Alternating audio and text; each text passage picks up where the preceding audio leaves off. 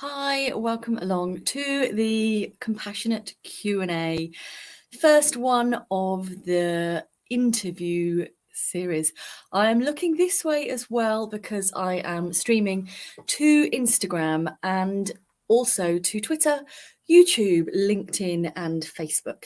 But for some reason, they don't let me stream via Instagram from the same channel. So I will be predominantly looking at you here, but if you suddenly see me look over there and look at comments and things, that is why. So welcome along. I am Dr Marianne Trent and I'm a qualified clinical psychologist. Can you hear me? Hopefully you can. I was just trying to tweak my settings to make sure you can, but let me know in the comments, please, whether you can hear me. I think you should be able to. Especially now I've moved the mic a little bit closer to my face. So if you have got any questions that you want to ask, you can hear me. Lovely. Oh, hello, NS. NS is my lovely regular YouTube viewer. I know exactly who you are. Lovely. Thank you, Megan. Super duper. So for those of you who, I'll introduce myself first and then I'll make my apologies. So I am Dr. Marianne Trent and I'm a qualified clinical psychologist. And oh, hi, Sarah. Well done on your nursing. How's that going? You're very almost qualified. Well done to you.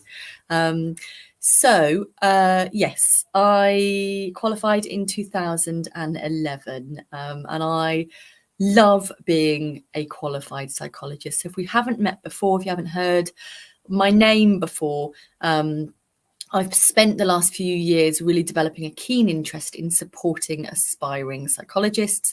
And I launched, started these compassionate Q&As, I think it was 2018, 2019, free across all of my socials, because I wanted to make clinical psychologist qualified opinion available to people that maybe don't have that. And I wanted to make that available free because I believe for the luck of the draw, it is who you end up with as your supervisor, or whether you even end up with a qualified psychologist in your team. So I wanted that to be available. And then I also developed the Aspiring Psychologist podcast, which has been around for just over a year now. And we are like seconds away from having a 30,000th download. Is that light in the background distracting? Let's turn that off. Is that better? It's probably better, isn't it? That's better. And then the Clinical Psychologist Collective came in October 2021, and then the Aspiring Psychologist Collective came in it was September 2021, and then the Aspiring Psychologist Collective came in October 2022. So that's a little bit about me, but I do want to apologize to you because I have been trailing on the podcast for the last probably 6 weeks or so about this first session. And I like to apologize that I forgot to do it. It was yesterday. So yes, I am very sorry, and I'm very sorry if anyone was looking for me online. To err is human, as we say, and I have been very gentle and compassionate with myself, but also I'm aware that this might feel like one of the most stressful times in your life, and to feel like it was in my diary, but the problem is that StreamYard, who is what I'm streaming to you from right now, doesn't allow us to schedule more than a week in advance. So I was waiting to be able to schedule this event, and then I waited too long.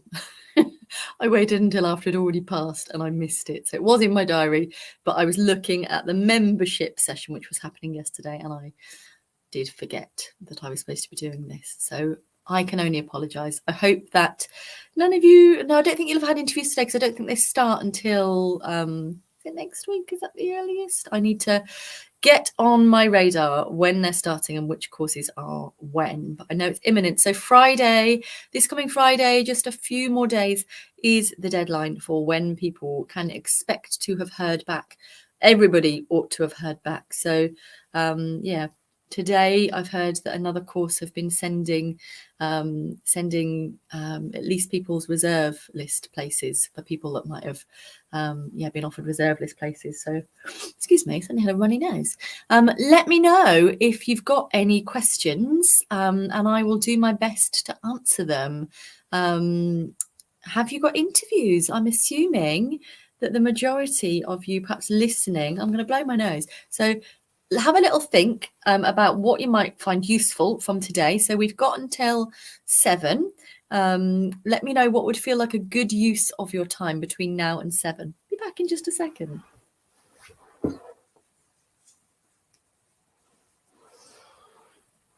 There we go. Ta-da! What would feel good? What would be useful? Have you got any questions? Have you got any fears? You know, what might this be like this time of year? Is this your first time being interviewed? Or maybe you have some traumas from previous times, or maybe even some really, really great experiences from previous times. That's okay too. So I can see we've got some people watching on Insta. Hi, people on Insta. If you are watching on Twitter, and you're putting any comments in and you're like, why isn't she responding to my comments? It's because for some reason, some non-Musk reason, because it was around before him, they don't allow you to see the comments that people make on Twitter. So if you're on Twitter and you don't want to, I just saw your comment, NS. I shan't out you, but I know who you are. Yes, they don't allow me to see the comments that you're making. So if you want me to be able to see what you're saying, then come over to my Facebook, which is Dr Marianne Trent, or YouTube, which is Dr Marianne Trent, or LinkedIn. All together now, Dr Marianne Trent. Hi, Veronica. It's always lovely to see your name. Next week is the first week. I thought it was brilliant. And then it's spread throughout the season, isn't it? Okay. I almost said your name. NS. How not to cry throughout. All right. But, you make a very valid point. So let's have a little look. Let me load something up and show you this. Hold the line, caller. So what I would like to show you, and I don't know if it will work. Remind me later. Stop trying to make me do updates for every single app I've ever used. Stop it. I don't want to do that now. I'm busy. Mummy's busy, computer. Mummy's busy. Right, let's have a little see. You have to let me know if you can see this. If you're watching on your phone, it might be a little bit tiny, so I can only apologise. Right, let me share this with you. Usually on the podcast, it's all a bit more seamless. It looks like I can click things and it's there in an instant, but I can assure you, I do edit a little bit out of the podcast, especially when I swear. Okay, so can anybody see this? I will zoom in a little bit. So hopefully you can see this is my window of tolerance document. And what we want to do, NS, is we want to make sure that you are staying within your yellow window of tolerance. Okay, we want you to be, in the nicest possible way, alert and aroused, not that kind of aroused. We want you to be in your optimal zone for being able to get stuff out of your brain, but not so aroused. So if anyone's watching this and you're not in the psychology, then I can see someone sent me a message on LinkedIn. So I couldn't quite see what it said, but hope that you're okay and you're able to access this live if you want to.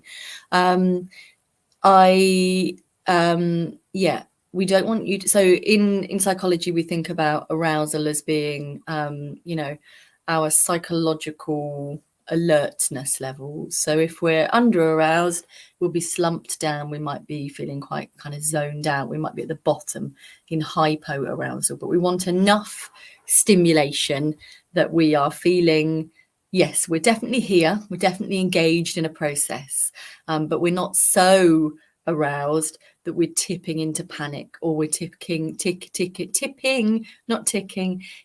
into a zone where our thoughts feel like they're racing at 1,000,000 miles a minute and we can't get any of them. So the simplest ways we can do that is to do our soothing rhythm breathing. So very recently I had to do something very scary, which I will tell you about when I'm allowed to. And I had to have a little word with myself. And remind myself that, okay, all right, Marianne, you're here. You want to do this, okay? You are choosing to do this. They want you to do this because they've asked you to do this.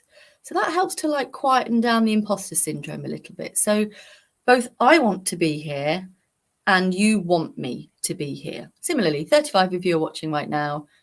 I want to be here passionately. I wanted to be here yesterday, it's just I didn't remember. So I'm sorry about that. You want to be here. Well, 37 of you, 2 more of you want to be here now because you're here. You know, you're engaging with me and you're giving me your precious time. So thank you. It's a real privilege, a real honor. And so we just need to remind ourselves of why we're here. Okay. And that's because I want to be here and you want to be here. And in the interview situation, that's the same. The people that you are seeing or their representatives who've screened the forms want you to be there and believe that you are capable and, you know, that they think that you're worth hearing more from. So that's really good. So that's quelling the imposter syndrome a little bit, but now we need to work on the physiology. So now we need to just take a moment to take a breath in through our nose. Hold it for a moment, breathe out through your mouth. When you get good, you might be all right with 1, but 3 never hurt anybody. Okay, so let's do another one together. Dropping those shoulders down. Out through your mouth.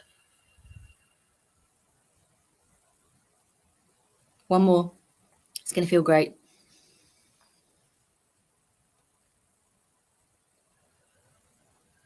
So if you're on a Zoom or a Teams meeting and you're in the waiting room and it's making that awful Teams noise that everyone hates, and it's like, oh, just do some soothing rhythm breathing.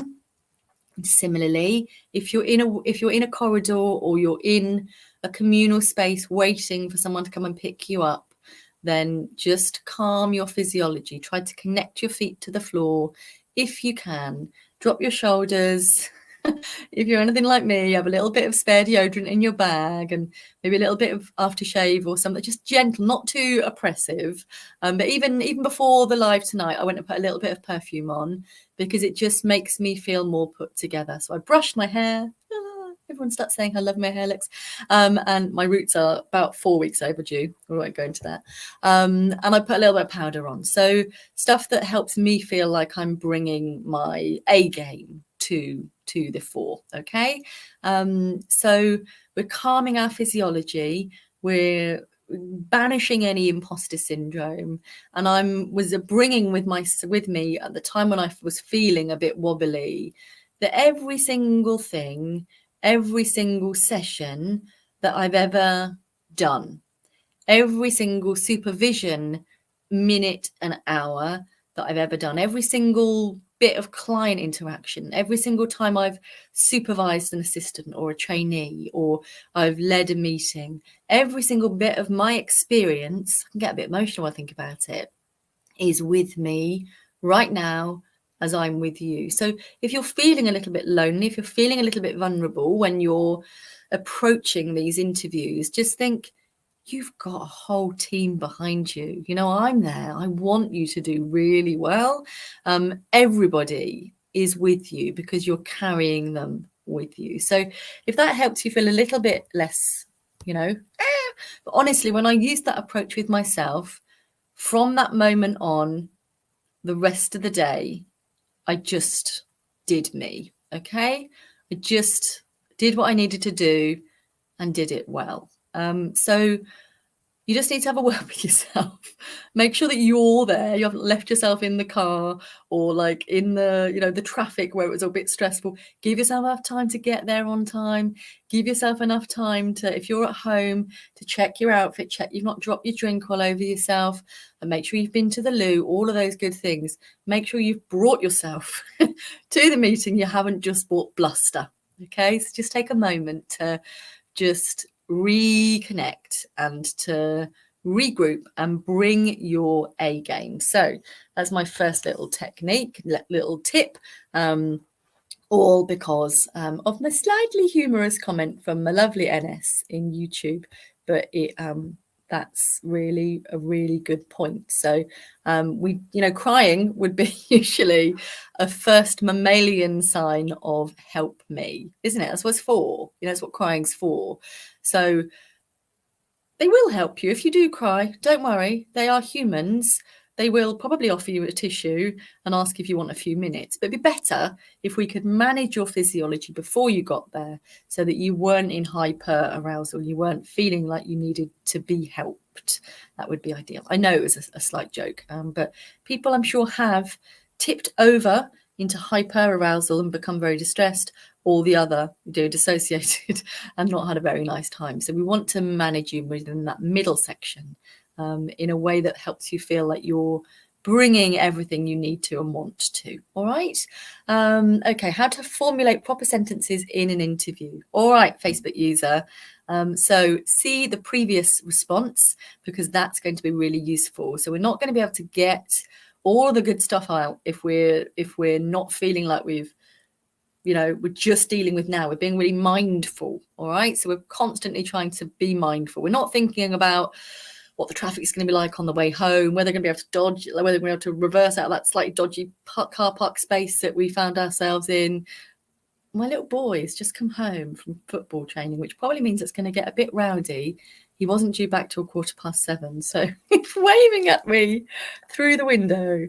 He usually likes me to let him in, which I can't do because I'm speaking to you lovely people. So that is strange. I'm hoping Daddy has come back with him. Yes, he has. He's going to let him in. I don't know what's gone on. Maybe they've cancelled football. I'm not sure.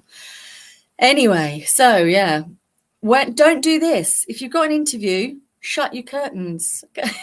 I've only got one curtain shut because it's not fully dark yet. But yeah, you need to shut your curtains so you don't get distracted by your postman. So yeah, let that be a lesson to you. Others, you're going to be like, what's going on? What's going on? Or put a note on your door, ask the postman to go somewhere else, or do something to make sure you're not having what we just had there. Yes, don't judge me. Okay. So how to formulate proper sentences, make sure you're within that window of tolerance, and just have a little chat with yourself, just ask for a moment if you need one. Take a breath if you need one. Wiggle those toes, stay connected to the ground. And don't be afraid to ask for the question again if you'd like to, either at the beginning or at the end, or both. That's okay, I think. Carly, it can be quite overwhelming knowing where to start. Is there anywhere you would say is a good place to start when preparing for interviews? So, great question, Carly. I would say that we all like to feel mastery. So it's worthwhile taking a little peek at the things that you feel that you already are doing quite well at, the areas that you feel more competent or confident in. So we don't want to put you straight into overwhelm, because overwhelm will send you red or send you blue on that window of tolerance. We want you to be feeling like you're comfortably in your stride. Carly, have you listened to episode something of the podcast? I get mixed. I think it's 65. Episode 65 of the podcast. Let me double check that. Now it's going slow.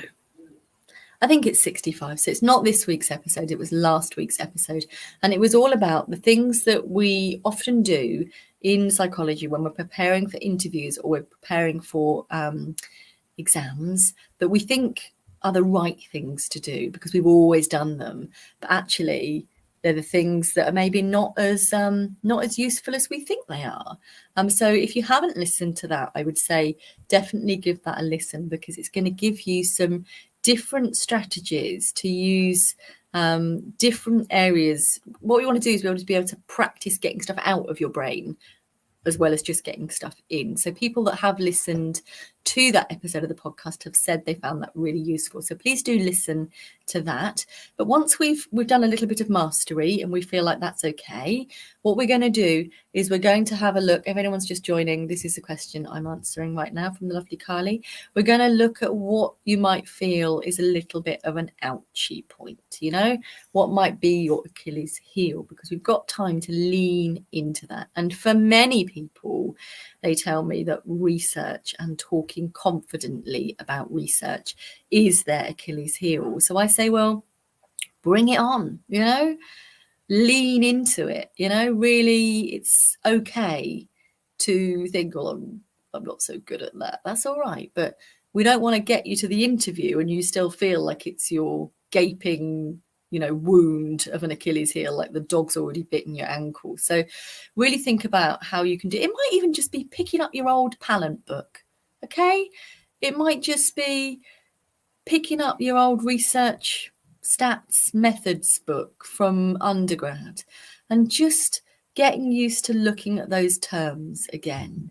You know, it might even be just looking at the glossary to begin with and trying to familiarize yourself with those words again and just trying to apply that to maybe your just, you know, maybe drop yourself a voice note and talk about your undergrad research project. If you've done a master's research project or if you've helped with anything else, talk about that. Get used to hearing yourself talk about research is what I would say. That's going to be really, really useful. If you feel like, oh, there's too much, I can't do it, then you're starting to go into hyperarousal. And when you start to do that, you might start to cry. And if you start to cry, then it might be like, help me. I need some help. And if you feel like that is the case, then speak to your supervisor.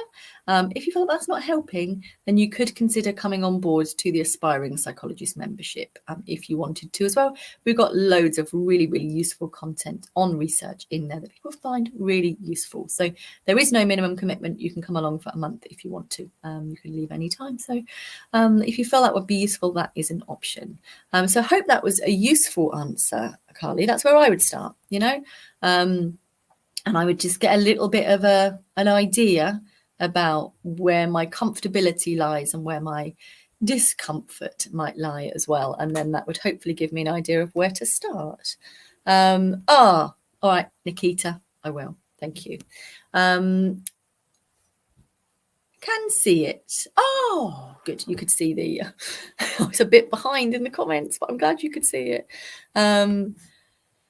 Not me explaining this to clients and disregarding myself. I know, but it's so important. So the window of tolerance, for anybody that didn't see, let me just share that with you. We were talking about this. And if you've missed any of this and you'd like to watch on replay, probably the best place to do that will be on YouTube, because I will be putting it in... So that was our window of tolerance that we were just talking about. I'll be putting that into a playlist. I have to not click leave studio. I'm very good for that. So I'll stop screen sharing, not leave the studio. That would be a little earlier than predicted. Yes. So, but absolutely, the window of tolerance has life's answers in it. Anytime a session gets a bit stuck or a bit sticky, or you know, we're not quite sure what something might be about, I take it right back to the window of tolerance with a client and we spend time. I could talk to anybody about their window of tolerance and we look at trying to make sense of what they've experienced and why, and what strategies they've reached for and why. Okay. It is so useful.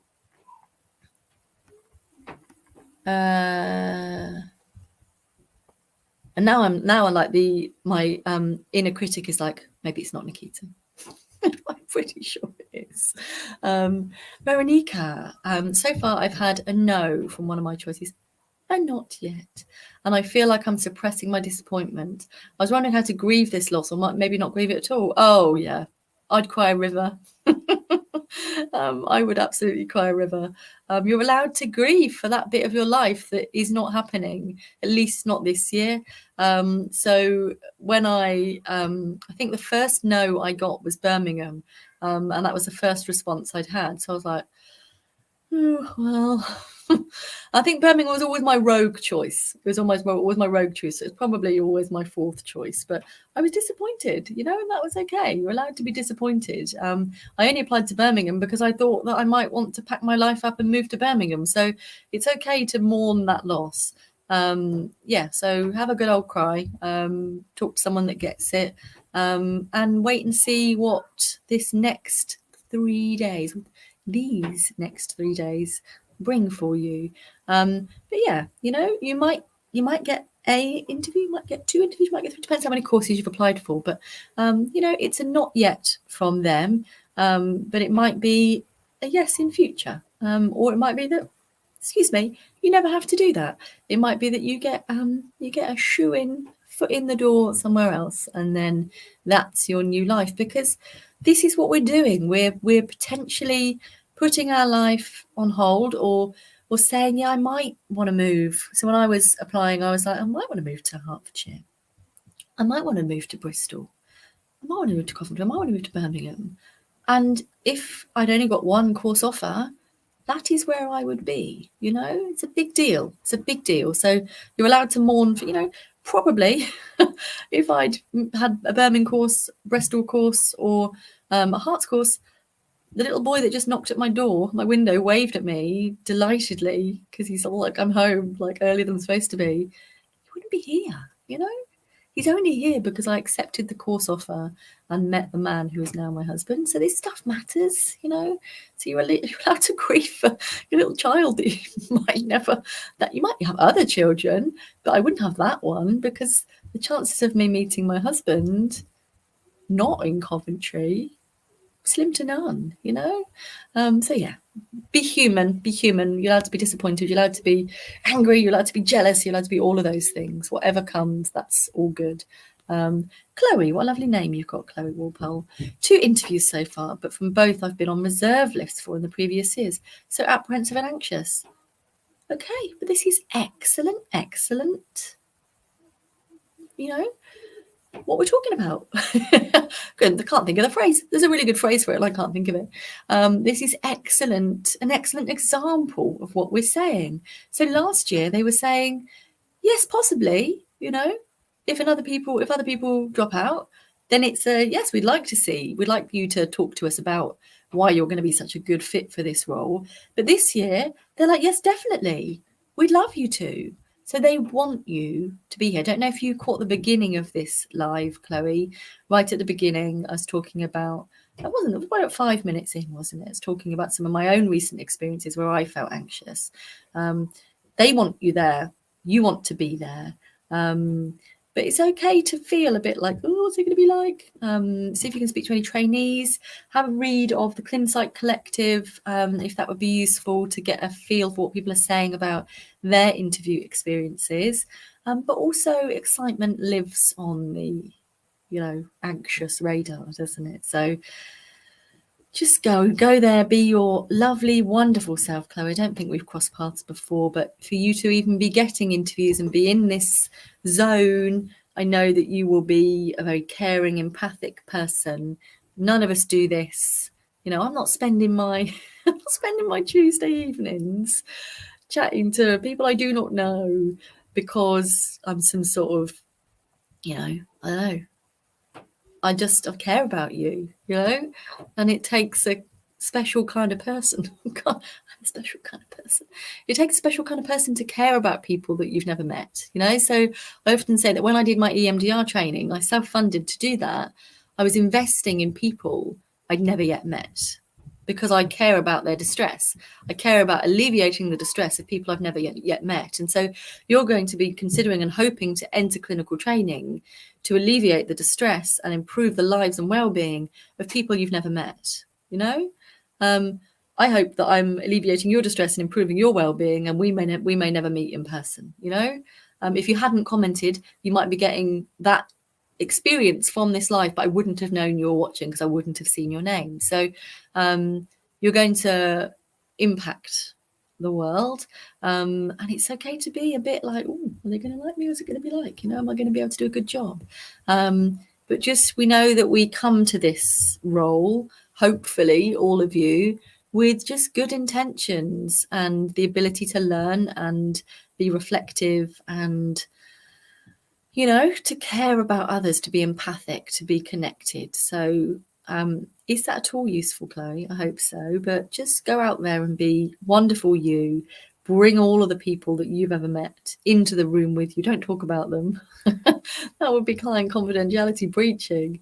But yeah, just bring them with you. Keep them tucked under your belt so that they help you know that you can do this. You know, this is what you've, all of your wisdom, you know, in terms of the compassionate stuff, all of your wisdom, all of the good stuff that you've had put into you by your parents or your, you know, aunts, uncles, siblings, you know, people that you love, your friends, that all gets to come with you, as well as all of the really good clinical stuff you've learned, the research stuff, that's all coming with you. All right. So I hope that's useful, Chloe. I think this one's going to be too long to all come up on the screen, but I'll see what I can do, Gabriella. Gabriella, hi Marianne, thank you for doing this Q&A sessions. What are some of your personal reflections from the big day when you attended for interviews? It would be good to know if you've got any advice or thoughts on how to navigate nervousness during the panel interview. I usually acknowledge that during the interview and take some notes to remind myself. Breath and mindfulness. Oh, it's like you could have run this session yourself, Gabriella. So I hope that when you were watching this earlier, if you were watching it, you were like, oh, good. I'm on the right page.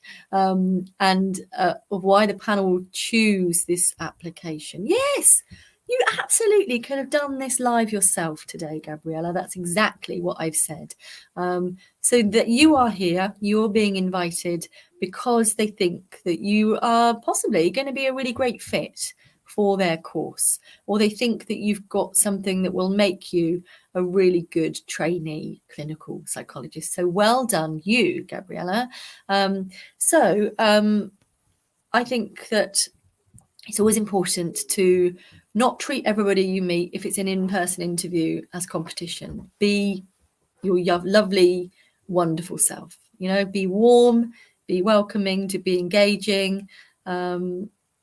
I think the interviews ran over slightly one day when I was there, and I offered to get someone some lunch and popped it on a plate for them, like so they wouldn't have like the dregs, you know, just be nice.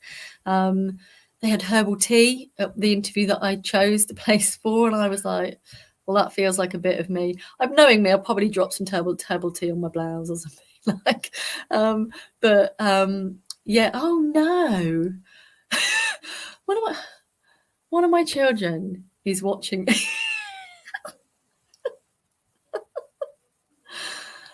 The other, I know which one that is, because the other one says that my content is among the most boring things he's ever watched in all of his life. So I know exactly which one that is.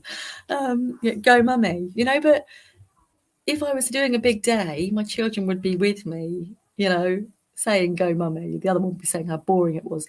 But you know, you take all of that with you. So case in point, that's embarrassing, isn't it? Bless him. Yes, so yeah, just be yourself. Don't treat people like your competition.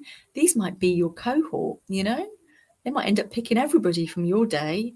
So you don't want to be known as the one that was awful on the day, you know. What I want for you, Gabriella, is you walk in on, it was a bit different now, because by the time you walk in now, you've all gone your WhatsApp groups and you've probably got your Facebook group. But I walked in and I hadn't really seen everybody. I think we went for a day where we had to go and get immunizations and stuff beforehand, but that was the first time we'd seen faces. And there was like some faces that I'd seen on interview day. It was like, oh, amazing. Oh yeah, you're here. Well, I've been thinking of you and really hoping that you'd been offered a place and that you'd have accepted it if you did. So, you know, almost treat it like it's the first day of your cohort, I would say. Be nice. Be the nice one in the room. You know, you never know. The walls might have ears. You know, just be yourself. I don't know. Like, is that useful? Is that useful advice? I decided to not leave it to the laps of the gods of the M1. And so for both of my interviews, I stayed locally and then drove in just a couple of local miles because I just thought, I do not want to be in the position where I'm looking at my watch, I'm stuck in traffic, the traffic is not moving, and I'm going, oh no, I'm going to miss my interview. So for me, it felt really important to stay locally. And it meant I got to check out the local area a little bit as well, you know, and then, you know, I think for one of the interviews, I think for both of them, I parked on campus actually, and then in the local car park, and then walked. But for me, I think the first time I stayed in a really grim B&B for my first one. And then with the second one, I stayed at a friend's house that wasn't too far away. So what can you do to lessen the strain of on yourself that morning? You know, I don't know if you've got children, but if you have, can you get someone else to help do all the stuff that mummy usually does? That's absolutely what I'd be doing. And, you know, even if you've got dogs or, you know, other responsibilities, can you get somebody else to do the bits and pieces that you usually do so that you can just focus on being your fabulous self? That's what I'd say, Gabriella. Is that all useful? There's more about my story in the Aspiring Psychologist Collective as well, if that would be useful. Okie dokie. Go, mummy. Right. Katia, what types of questions can we prep as follow-up questions after the end of our interviews? Oh, so if they say, have you got any questions for us? I have never been very good at that. I often, you know, as a last chance thing, I might say, oh, do you, you know, so you want to show some interest in the course. So perhaps have a look at the alternative handbook, if there's any responses from people on that course, to get a little bit of an overview of what the key areas for that course might be. You know, I don't know how. God, can you tell me a little bit about how the personal tutor relationship works in this course? You know,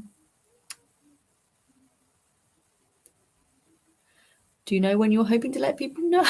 I don't know. I don't remember being asked any. I didn't want to know what my questions were. I don't think they had time for them.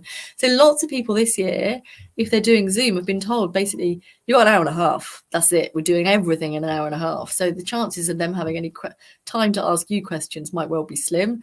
But it's always good to have a couple up your sleeve. I don't know, you could ask if there's any local networks that offer, you know, you're really interested in, you know, in therapy. Are there any local networks that offer reduced rates for trainees, or, you know, something like that? Or is there any, I don't know, personal development group, or I don't know. Have a look at this, the what is it called? I've forgotten already. I just said it earlier. The alternative handbook. See if it sparks anything for you on that particular course. I don't think I've got any questions from Instagram. I haven't seen any, but if you're watching on Insta, do feel free to ask me a question, because I think I should be able to see them. I had fajitas for tea. What did you have, guys? All right, okay. Go. It looks like I'm commenting on myself. I'm not. Oh dear. Grammar, boys, grammar. It's apostrophe. I. Go, mummy. All right. Oh no, there's just 1,000 messages from my children. Can you please stop messaging me? No, he knows I hate being called mum. Right. Olivia. Hi, Olivia. First time interviewee here. I was a first time interviewee and I was offered 2 places and the other course shut. So you can do this. Do you have any recommendations or advice on approaching model and theory questions? Oh, yes. So it's always tricky to get in my head what's a model and what's a theory.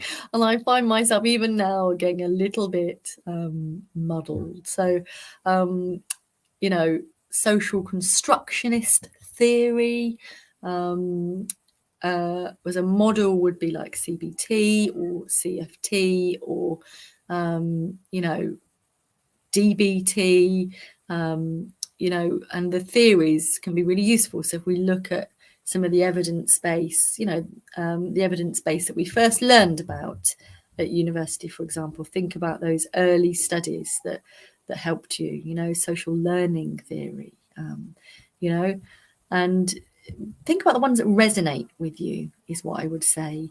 Or as I was telling someone in the membership recently, and in an an assistant psychologist meeting that I hosted on Friday, think about any recent media that you've heard about that you might be able to apply some of your psychological thinking to get yourself a bit more used to using your brain in that flexible way. So yeah, I hope that is helpful. Well done, Olivia. Facebook user. How do you manage to structure answers in interviews? I find that when I'm on the spot, I just ramble, don't manage to structure my answers well. Great question. So take a breath. Think about when you're hearing the question, just think about taking a little bit of a breath as they're speaking. Just really try and focus on what they're saying. I would probably say it back to myself afterwards. Okay, so, you know, tell me about a time that yada, yada, yada, yada, yada, yada. Okay. And then I would answer in a full sentence as well. And then that helps me structure myself, what I'm going to say.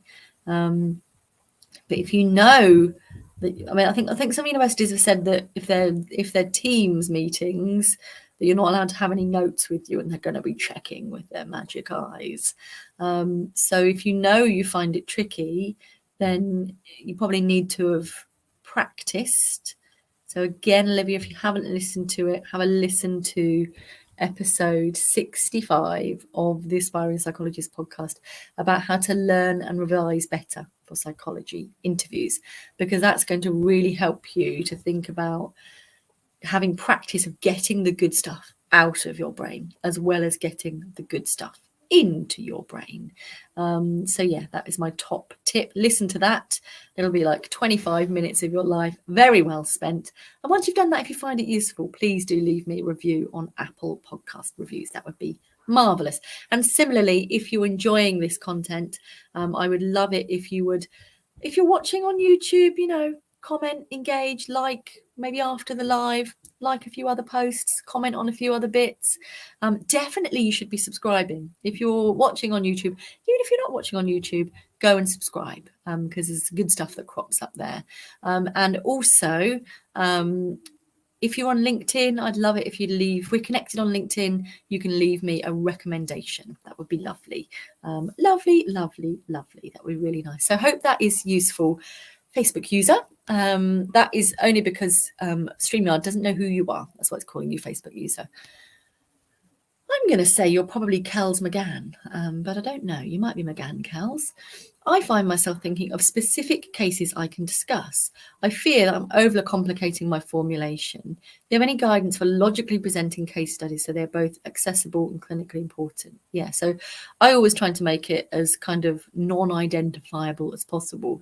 But even though you know that case inside and out, you can simplify great chunks of it. You don't need to give all of the potted history. You know, you can pretend that the referral was a lot less complicated than it was, if that helps, because the nature of our modern services these days is sometimes the referrals are wildly complex. So if it helps, just think about, you know, all this stuff, but they don't need to know all of this stuff. You know, they might just need to know a little bit. And you can even say that, you know, this is a complex case, and so, you know, I'm simplifying this a little bit because I don't want this answer to get too wordy. But if you want any more information about that, feel free to ask me. So yeah, I think having a practice, and again, I'm going to refer you to episode 65 of the podcast. I feel like I was just a little bit Casey from Love Island then, with his tongue. Did you watch that?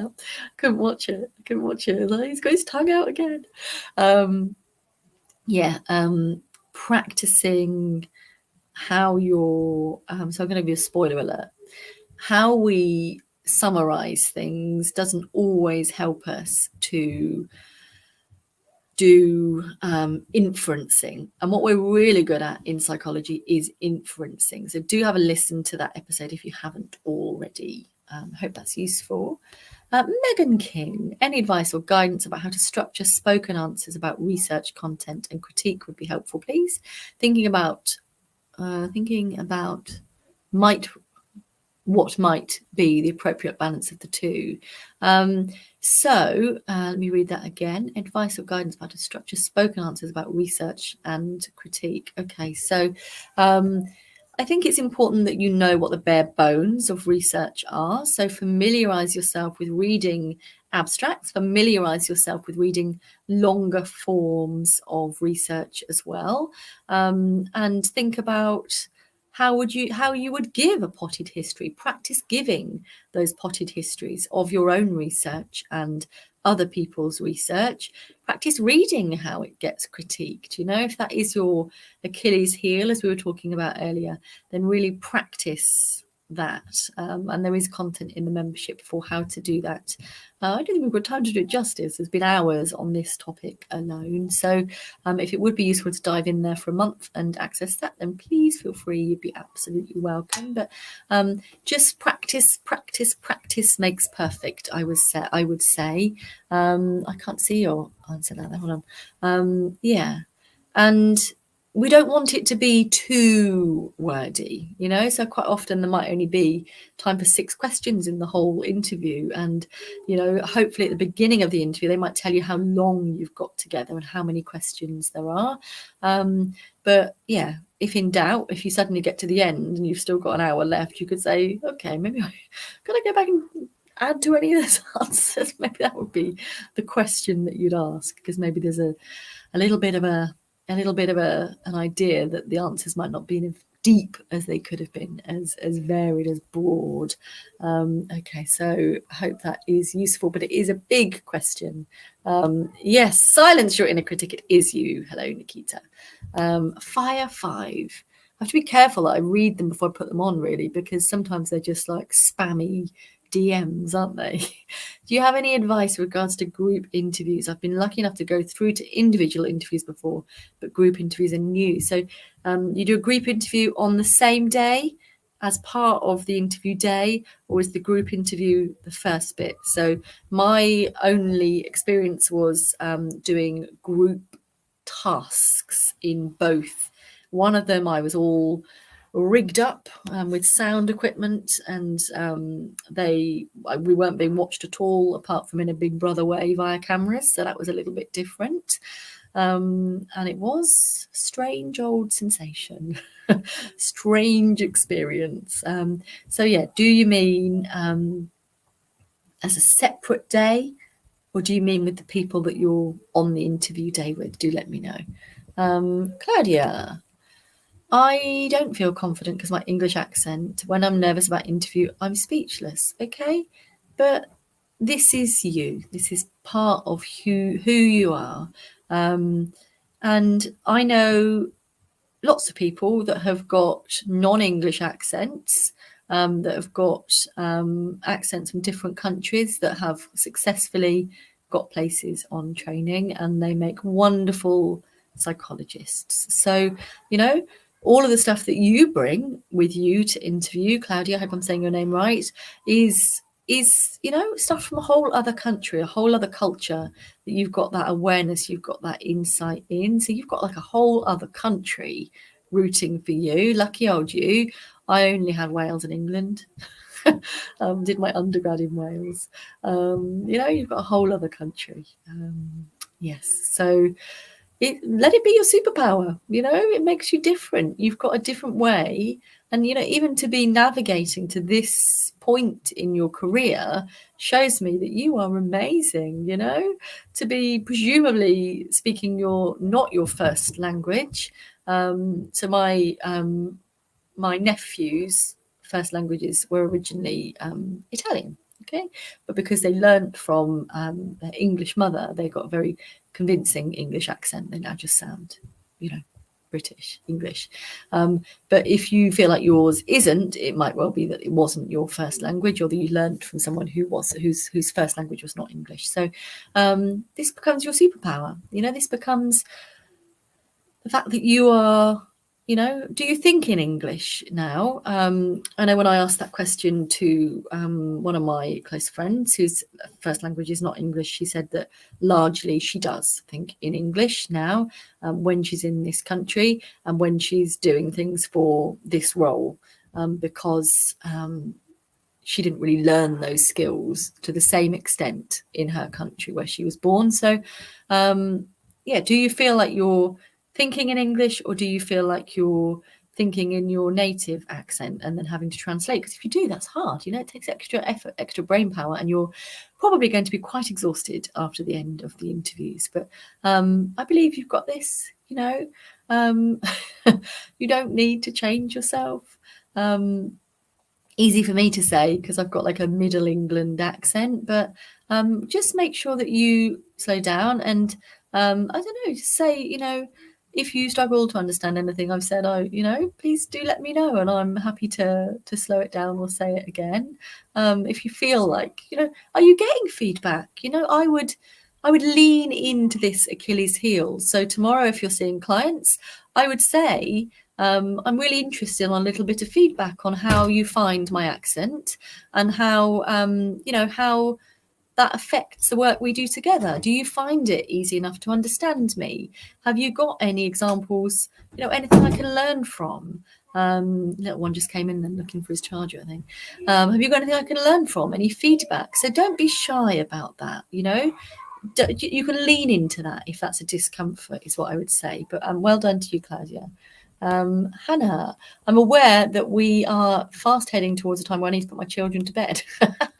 Little rascals. So let me pick this up a little bit.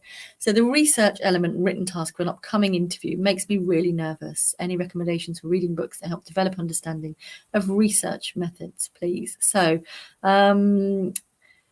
any book. I think any book that you can pick up that talks about research methods is a good first place to start. And again, if you really are struggling with research, then do consider coming on to the membership for a month, because I think we do that really, really very well. But just, even picking up a Pallant book, just having a look at, that, or I don't know, like just Google things like single case design. What is it? What is an RCT? Google it. You don't need to spend money if you don't want to, but you need to strengthen that Achilles heel. All right. So particularly study design. So I came to psychology via changing careers. I don't feel confident with research at all. Okay. Well, then you're going to need to spend a bit more time strengthening that, especially if you're being interviewed by quite an academic course. But they absolutely think that you have the capabilities to be there. So bear that in mind. Just practice. I don't know if you're a member of the BPS, but read those magazines, Get used to reading research. Get used to absorbing it, letting it wash over you, looking at the way that other people have designed their studies. Come up with your own critique before you read their critique. Just get comfortable with it. Marianne, I'd love to continue to attend this live, but I wasn't aware of it before. I hope you can redo it. So you'll be able to watch it on replay, Marianne, by going to my YouTube, Dr Marianne Trent. There'll be a playlist there. And I'm really sorry, it was supposed to be yesterday and I forgot to do it, so I can only apologise. But yes, you can watch it all on replay, and there are more coming as well. So there's another 2. Do you do another live for application processes? So yes, they're all on replay. You can watch those tonight if you like. And when you're there, subscribe, like, connect, do all the good things, comment. But yes, I will likely do more. So I've done them, I think, each application season for the last 3 or 4 years. So I will likely do them again in September, October and November as well. But you can catch them in the playlist there. Lillian, I recognise your name. Hope you're doing well. How do you know when you're ready for the doctorate? Do you think research or publication and dissemination is a key component to getting on? So yeah, they do like a bit of research, don't they? They do like you to disseminate your work. But it's how broadly we interpret dissemination, Have you been on any podcasts? Have you written up any, research days that you've been to, conference reports, how flexible can you be? So the lovely Fozia Khan, who's on Twitter, she's also in the Aspiring Psychologist Collective. She does amazing work writing for the West Midlands branch of the BPS. So who are your local branch of the BPS, and what could you write for them? What could you pitch to them to get yourself in that will then count as a dissemination publication? That would be my advice to you. I'm trying to pick up the pace a little bit because I've got to finish shortly. Does number 1 on interview reserve mean you're very likely to be called last minute? I would possibly, well, it depends, because if you're telling me you're number 1 on the interview reserve list for a course that is interviewing next week, then nobody may get called, because people usually will say no when they're offered a place. So being number 1 is the best place to be. But if you're on a reserve list, even if you're on a reserve list for an actual place, you might well get called on the morning if you live close by. So yes, I was talking about this in episode, now look at me self-soothing myself, self-soothing, be aware of your own tells, that is mine. Episode 64 of the podcast was talking about interview skills and prep. And yes, clear your diary. Tell the universe that you want this. Okay, so clear your diary or tell the clients that are in your diary. How long have I had that bit of fluff on my lip for? Tell the universe that you are happy to be called and expect to be so. Tell your clients that you're really sorry, but you might need to cancel at short notice that week, or it might be your admin who called to do that. So yeah, tell the universe you want it. Matthew Queen, Mothy Queen, do you have any idea as to what questions I may ask you in an interview? No, I don't. Sorry about that. Samantha, is there a certain time to join the AP membership, or does it run all the time? It runs all the time. So your month's membership would run for the month, and you can, if you choose to leave, we hope you won't, but if you choose to leave, it would be a rolling month. So you get a month, and if you cancel, then you only get a month. But yes, you can join anytime. It's an open membership at the moment. I love the superpower approach. I couldn't agree more. Brilliant. Thanks, Katia. I think you think in English. Okay, brilliant. Amazing. We can do this, Claudia. Okay, lovely. So it might be useful for you guys to drop each other a few voice notes and boost each other up and help lean into that Achilles heel. You're welcome, Claudia. Claudia. I'm going to say Claudia again. Lancaster has split their interview process. The first stage is a group interview day, and if you're shortlisted, you're invited for an individual interview, values discussion and task. Okay. Amazing. What a great opportunity to show them twice that you are a good fit for the course. That's how I'll be approaching it. I get 2 chances to shine here. So yeah, I'm not familiar with the Lancaster course. I did go to the undergrad uni a few times because I had my brother there and my friends were there as well, and it was brilliant fun. So if you end up on the Lancaster course, I'm sure you'll have an absolute riot as well. But 2 chances to shine. And just be nice to everybody, hold your own, be assertive, but be nice. Top tip. Hannah, you're so welcome. So, 2 minutes over. I hope I haven't kept you longer than you wanted to be. If you have found this useful, please do drop me some comments on YouTube, subscribe, and leave me a recommendation on LinkedIn. Would be so appreciated. And if you wanted to donate anything, you can click the link in my bio to buy me a cup of herbal tea. I will try not to spill down my top.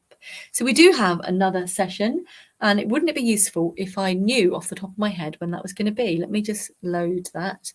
And then I'll tell you the dates for your diaries. Perhaps I'll even show it on screen. Here we go. So, of course, you will spot the deliberate mistake because I forgot to come yesterday. Do not forget your own interviews, people. That's quite important. make sure you turn up, double check the date, double check the time that you're supposed to be there. Okay, so just zoom in a little bit.